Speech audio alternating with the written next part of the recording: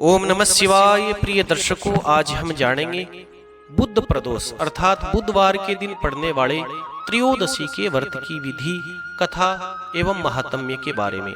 प्रिय दर्शकों, प्रदोष व्रत करने वाले व्यक्ति को दिन भर भोजन नहीं करना चाहिए। शाम के समय जब सूर्य अस्त में 3 घड़ी समय शेष रह जाए तब स्नान इत्यादि करके धुले हुए वस्त्र धारण करके भगवान शिव का पूजन करना चाहिए। भगवान को पंचामृत, दूध इत्यादि से स्नान करवा करके भगवान का सुंदर फूलों से श्रृंगार करना चाहिए। बिल्व पत्र, आक, धतूरे, भांग, दूर्वा इत्यादि चढ़ा करके भगवान की धूप दीप से आरती करते हुए भगवान को सुंदर पकवान बना करके भोग लगाना चाहिए। उसके बाद में स्वयं भोजन करना चाहिए। प्रिय दर्शकों, भगवान शिव के त्रयोदशी अर्थात प्रदोष का व्रत करने वाला मनुष्य सदा सुखी रहता है। उसके संपूर्ण पापों का भगवान शिव एवं माता पार्वती जी नष्ट करके उसे अपनी भक्ति प्रदान करते हैं। इस व्रत के करने से विधवा स्त्रियों को अधर्म से गलानी होती है, अर्थात उनकी धर्म के अंदर प्रवृत्ति होती है, और सुहागिन स्त्रियों का सुहाग सदा अटल रहता है। बंदी कारागार से मुक्त हो जाता है। जो स्त्री या पुरुष जिस कामना को लेकर के प्रदोष के व्रत को करते हैं, उनकी सभी कामनाएं भगवान गौरीपति शिव पूर्ण करते हैं।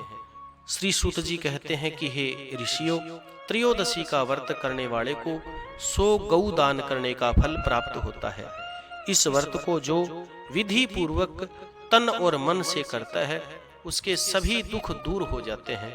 सभी माताओं और बहनों को 11 त्रयोदशी या पूरी 26 त्रयोदशी का व्रत करके उसके बाद में उद्यापन करना चाहिए। प्रिय दर्शकों, बुधवार के दिन पड़ने वाले बुध प्रदोष व्रत करने से सभी कामनाएं और सभी सिद्धि प्राप्त होती है। इसीलिए बुध प्रदोष का व्रत अवश्य करना चाहिए।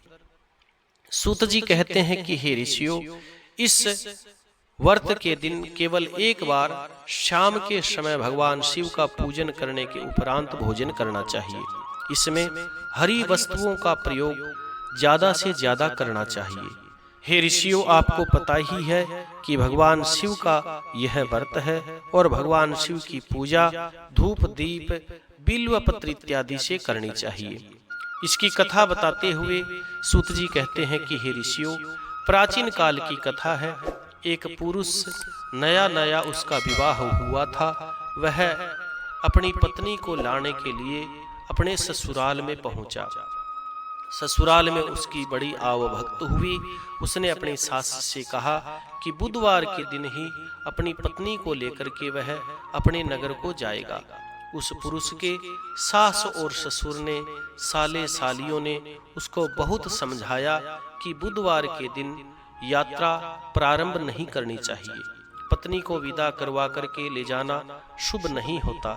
लेकिन वह पुरुष अपनी जिद पर अटल रहा, टस से मस नहीं हुआ और विवश होकर के सास ससुर ने अपने जवाई के साथ अपनी पुत्री को भारी मन से अपने जवाई के साथ विदा करना पड़ा।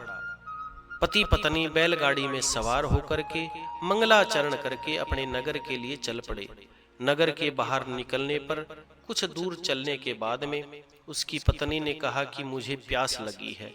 पति लोटा लेकर के अपनी पत्नी के लिए पानी लेकर के गया। पानी लेकर के वह जब वापस लौट करके आया तो उसके मन में बड़ा क्रोध आया और आश्चर्य की सीमा नहीं रही, क्योंकि उसकी पत्नी किसी अन्य पुरुष के साथ पानी पी करके हंस हंस करके बात कर रही थी। क्रोध में आग बबूला होकर के वह उस आदमी से झगड़ा करने लगा, लड़ाई करने लगा। मगर यह देख करके उसको बड़ा अचंभा हुआ कि वह पुरुष उसकी ही शकल का था, अर्थात वह उसका हम शकल था। उसके अंदर उसका पूर्ण चेहरा मिलता था। उन दोनों हम शकलों को जब झगड़ते हुए, लड़ाई करते हुए बहुत सारा समय बीत गया तो वहां आने जाने वालों की भीड़ लग गई और एक राजा का सिपाही भी वहां पर आ गया। सिपाही ने स्त्री से पूछा कि इन दोनों में से कौन सा तेरा पति है। तो यह सुनकर के बेचारी वो भी असमंजस में पड़ गई, क्योंकि दोनों का चेहरा एक दूसरे से बिल्कुल मिलता था, इसलिए वह भी निर्णय नहीं ले सकी। बीच राह में अपनी पत्नी को इस प्रकार लुटता हुआ देख करके वह पुरुष आंख भर करके भगवान शिव से प्रार्थना करता है कि हे प्रभु, आप मेरी रक्षा करिए, मेरी पत्नी की रक्षा करिए, मेरे से बड़ी भारी भूल हुई, आप मेरी भूल को क्षमा करिए और मेरी रक्षा करिए। बुधवार के दिन अपनी पत्नी को विदा करवा करके लाया। हे प्रभु, आज के बाद में मैं ऐसा अपराध कभी भी नहीं करूंगा। उसकी करुण प्रार्थना सुनकर के भगवान शिव बड़े प्रसन्न हुए, और जैसे ही भगवान शिव प्रसन्न हुए, उसकी प्रार्थना पूर्ण हुई। दूसरा आदमी जो उसके ही चेहरे का मिलता जुलता था, वह अंतर ध्यान हो गया।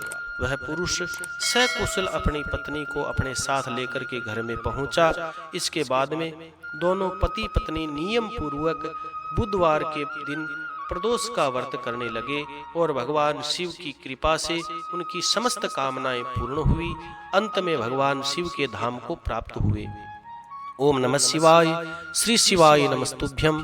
प्रिय दर्शकों, कथा सुनने के बाद में कथा को लाइक करें, शेयर करें और कमेंट में भगवान शिव का मंगलमय नाम अवश्य लिखें। जिन्होंने चैनल सब्सक्राइब नहीं किया, सदस्यता नहीं ली, वो चैनल को सब्सक्राइब करें, सदस्यता लें, ताकि आने वाली व्रत कथाएं आपको प्राप्त होती रहे।